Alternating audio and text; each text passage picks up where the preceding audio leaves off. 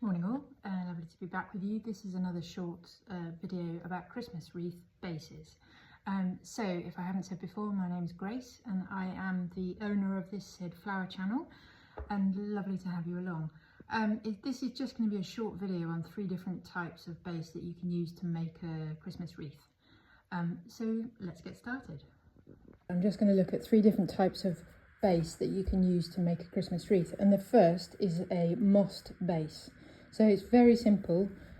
You have one of these rings, these wire rings. This one's a 10-inch, I think. You also need some real wire to bind the moss on, and you build that base for the wreath. I'll put a link to the video on how to moss a wreath, and so you can see that by itself.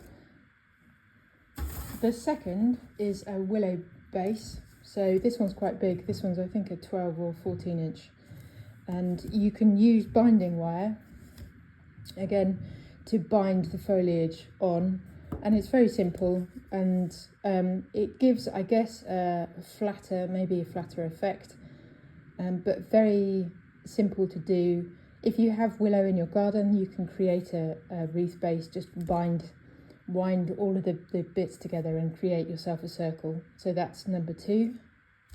And then the last, you can just use a wire base by itself. You don't need moss. So when I had the shop, we would just bind lots of spruce on in bundles around the wreath base, and that would create a nice effect. So again, the real wire is really useful because that's exactly how you do it. And then once you put the foliage on, you can wire up pine cones, orange slices and all that kind of stuff and pop them in as you go. So that is a simple guide to 3 different types.